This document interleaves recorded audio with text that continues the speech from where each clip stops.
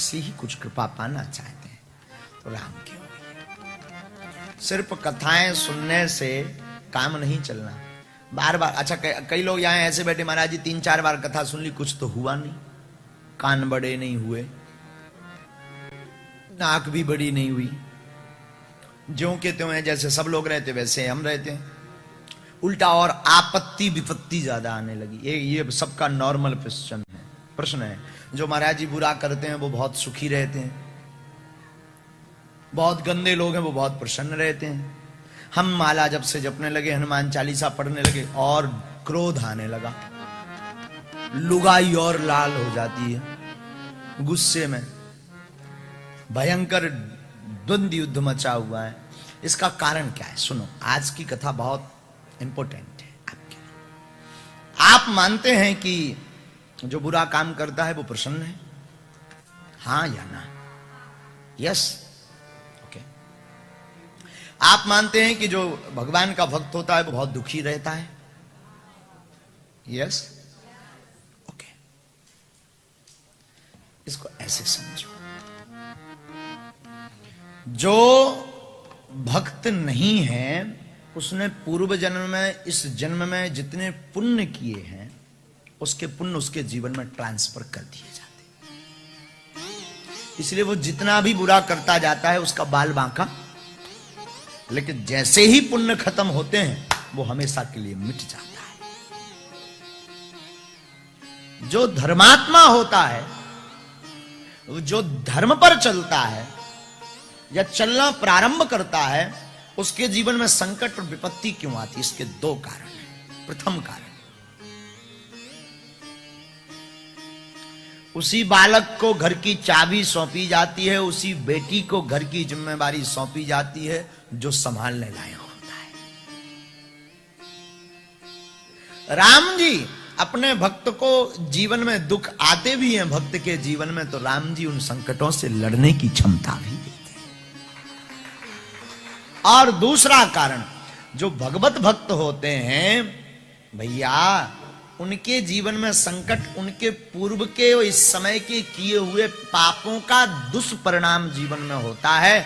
और जैसे ही आप भक्ति प्रारंभ करते हैं तो वो सब पाप इकट्ठे होकर के तुमसे लड़ने आते हैं कि तुम भगवत भक्ति बंद कर दो ताकि डर जाओ और तुम भगवान के यहां से भग जाओ, हमें जगह ना छोड़नी पड़े, हमें घर ना छोड़ना पड़े। पर जब भक्त डटा ही रहता है, भगवत भक्ति नहीं छोड़ती, तो एक दिन ऐसा आता है कि पाप भग जाते, पाप के बाप राम जी की एंट्री हो जाती।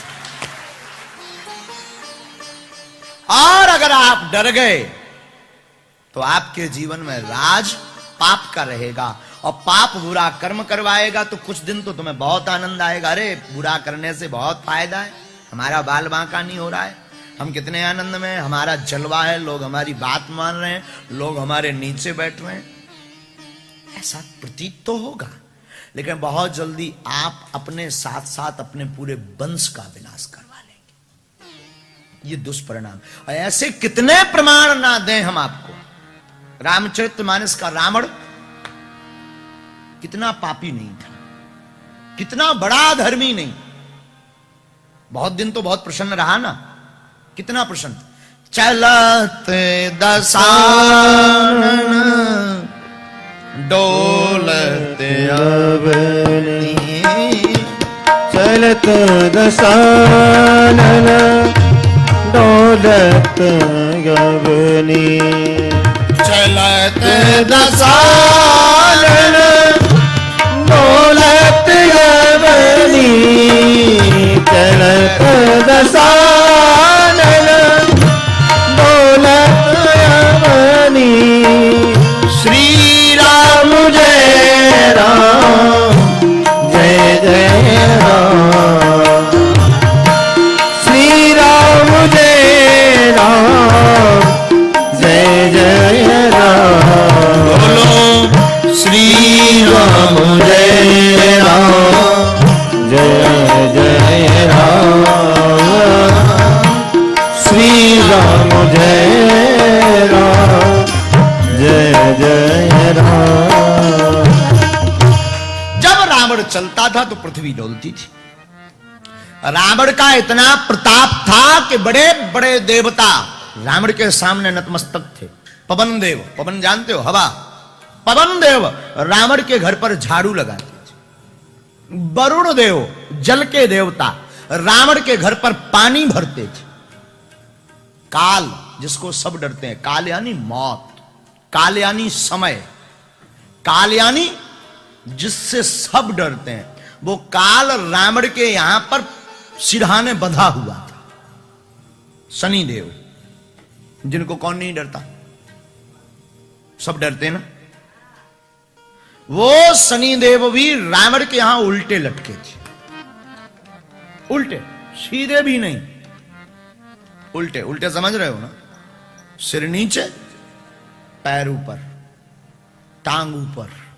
हनुमान जी पहुंचे, हाउ आर यू। जब हनुमान जी लंका गए तो पूछा, भाई शनिदेव कैसे हो? शनिदेव ने कहा, यहां तो बुरी दुर्दशा है। हनुमान जी ने पूछा, भाई क्या दुर्दशा है? बोले, पेट की आंत सिर में आ गई, दिमाग खराब है हमारा। हनुमान जी बोले, तो क्या करूं? बोले, सीधा ही कर दो, कुछ मत करो, सीधे ही टांग दो। हनुमान जी बोले, देख भाई, हम तुमसे बहुत डरते हैं। शनिदेव बोला, क्यों? बोले, तुम डरते पर रावण डरे तब मानू ना। रावण तो नहीं डर रहा। हनुमान जी ने पूछा, आखिर तू सीधा क्यों होना चाहता है? बोले, महाराज पूरी बुद्धि भ्रष्ट है गई।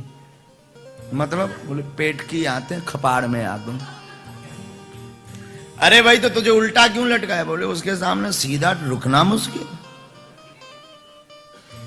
तो हनुमान जी ने कहा कि क्या ठिकाना हम सीधा करें, तू हम पे ही बैठ जाए।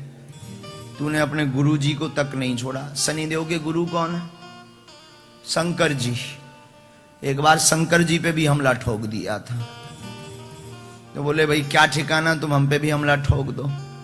पता है शनिदेव क्या बोला? बोले, मेरे बाप जी, मैं तेरे पांव पर हूं, सौगंध खा करके कहता हूं, एक बार सीधा भर कर दो, छुड़वाना मत, सीधा भर कर दो। आप तो आपके जितने भी भगत हैं, जितनी भी तुम्हारी पूजा करेंगे, मैं उनकी तरफ देखूंगा तक नहीं। और वो दिन है कि आज का दिन है, इसलिए हनुमान जी के भक्तों को कभी शनि नहीं लगता है। सीधा टांग दिया हनुमान जी ने। अब कहो तो खोल दूं, अगर कृपा हो जाए तो खोल दो।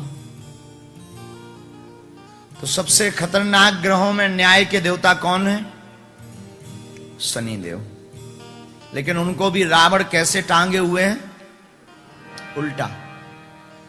राक्षस वृत्ति का रावण देवताओं को भी टांगे हुए हैं, फिर भी रावण का बाल बांका नहीं हुआ।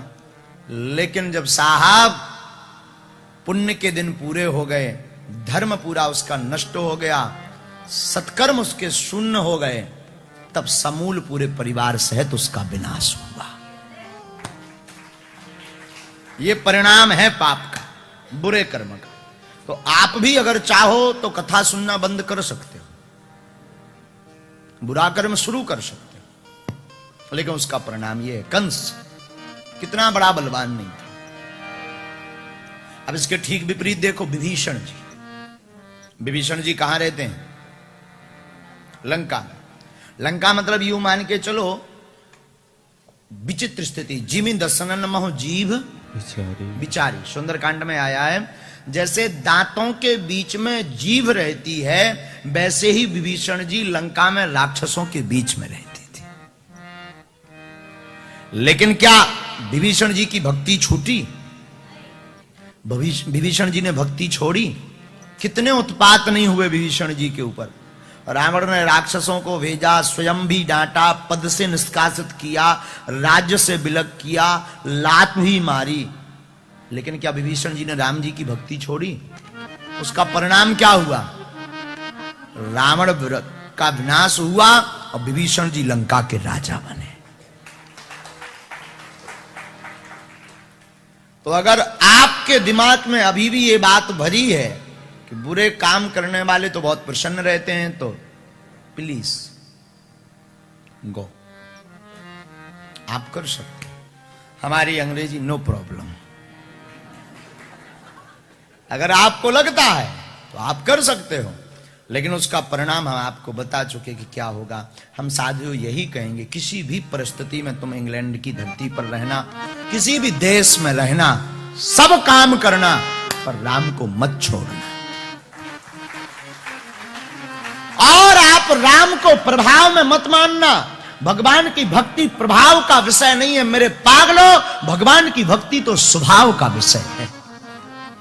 भगवान को प्रभाव से नहीं पाया जा सकता, भगवान को स्वभाव से पाया जाता है। राम जी स्वभाव से मिलते हैं, प्रभाव से नहीं मिलते हैं। आप कितने भी प्रभावशाली समृद्धशाली हो जाओ, आप तो सोचो कि मैं अपने घर पर निजी कथा करवा लूं, पर क्या ये रस आप ले पाओगे? आप निज में सिर्फ अकेले आप बैठे हो, कोई बहुत महंगा वाला वक्ता, हम तो आ नहीं सकते, तो कोई बहुत कॉस्टली वक्ता जिसकी फीस एकदम ऊंची हो, तुम्हारे कमरे में टेंट लगे, ऐसे ही व्यासपीठ हो, बजाने वाले, पर क्या इतना आनंद आप ले पाओगे? नहीं ना। ये तो आप सामूहिक रूप में बिना कुछ खर्च किए ले रहे हो। साधु हम यही कहना चाहते हैं, राम की भक्ति में यही सार है, कुछ खर्च नहीं लगता, ना पैसा लगता है, ना दाम लगता है। राम की भक्ति वाले को तो सिर्फ आराम लगता है।